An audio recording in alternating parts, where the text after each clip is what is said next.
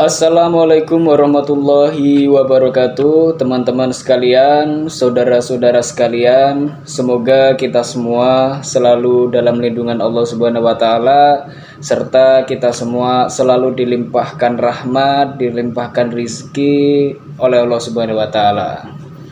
Sebagai manusia yang hidup di dunia, pasti kita semua tidak terlepas dari yang namanya suatu masalah.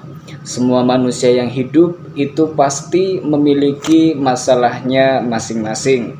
Walaupun kadarnya berbeda, ada yang berat, ada yang sedang, ataupun ada yang ringan. Tetapi yang jelas semua pasti memiliki masalah.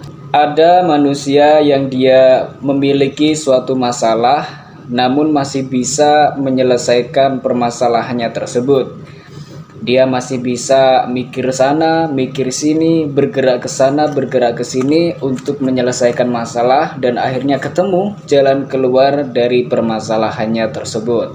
Tetapi ada juga manusia yang dia ditimpa masalah yang cukup besar, bertubi-tubi, belum selesai masalah yang satu, datang masalah yang berikutnya. Sampai-sampai dia merasa bahwa pikirannya sudah buntu, sudah mentok, ke kanan tidak bisa, ke kiri tidak bisa, atas bawah semuanya tidak bisa. Mikir sana sini udah bingung, udah pokoknya udah benar-benar mentok, udah benar-benar buntu, sehingga tidak bisa menyelesaikan suatu masalah tersebut. Akhirnya sampai merasa putus asa dan menyerah. Ketika manusia sudah merasa berputus asa, ketika manusia sudah merasa menyerah, ketika manusia sudah merasa benar-benar tidak berdaya apa-apa, biasanya di situ begitu mudah untuk setan kemudian masuk dan membisikkan hal-hal yang buruk, hal-hal yang haram kepada manusia yang merasa putus asa tersebut.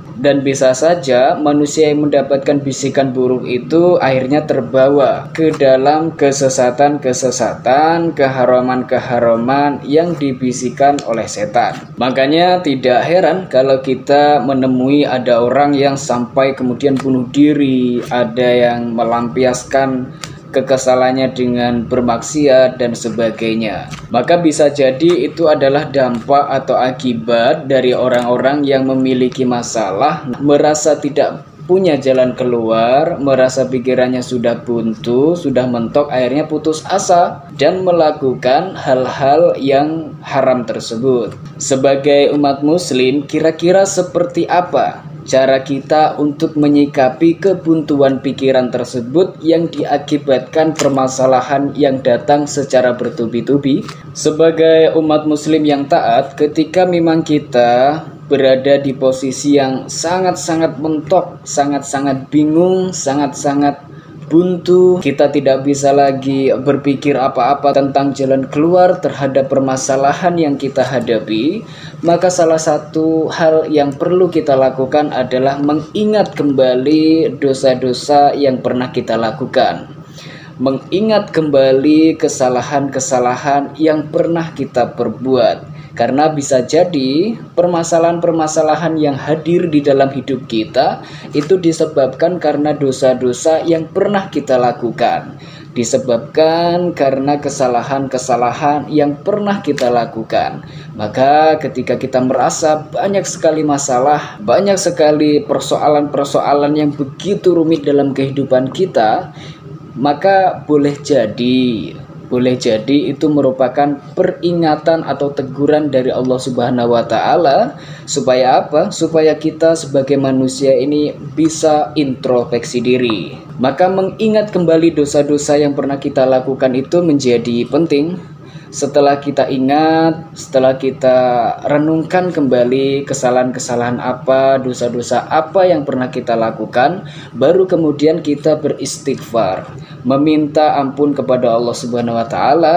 Kita bertobat dengan taubatan yang nasuha. Kita menyesali semua perbuatan-perbuatan dosa yang pernah kita lakukan di masa lampau. Kita berdoa, kita bertobat, dan kita harus yakin bahwa Allah lah yang akan membukakan pintu Allah lah yang akan memberikan kita petunjuk menuju jalan keluar dari semua permasalahan-permasalahan yang kita hadapi. Dengan seperti itu, maka hal pertama yang akan kita rasakan tentu adalah sebuah ketenangan, sebuah ketentraman, sebuah kedamaian yang Allah hadirkan ke dalam pikiran kita, ke dalam hati kita. Asal kita benar-benar bertobat dan menyesali semua dosa-dosa dan kesalahan yang pernah kita lakukan. Apapun itu dosanya dan apapun itu kesalahannya, kita bertobat, kita beristighfar dengan penuh keyakinan, dengan tulus, dan kita berkomitmen untuk tidak melakukan dosa-dosa lagi. Kita tidak mengulangi dosa-dosa yang pernah kita lakukan dan berupaya untuk memperbaiki diri, memperbaiki hubungan dengan Allah Subhanahu wa taala, maka Allah akan menghadirkan ketenangan, kedamaian. Allah akan menghadirkan solusi-solusi terbaik untuk menyelesaikan semua permasalahan.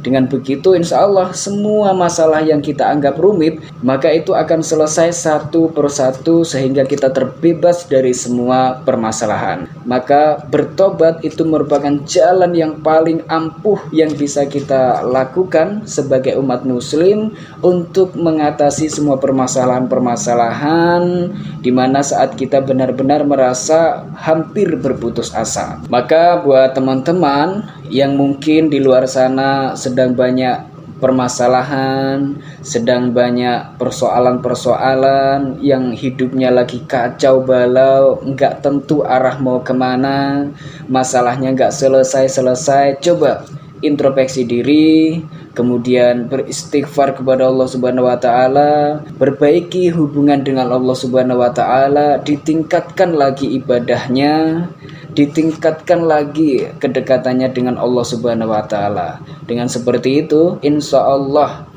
pasti Allah akan membantu hambanya yang merasa kesulitan. Maka satu persatu permasalahan itu akan selesai secara tersendirinya sampai kita benar-benar terlepas dari semua masalah. Buat teman-teman yang mungkin merasa hidupnya sedang banyak masalah, jangan sampai merasa berputus asa, apalagi melampiaskan kekesalannya, melampiaskan semuanya itu ke dalam hal-hal yang diharamkan dalam agama. Maka itu harus benar-benar dihindari.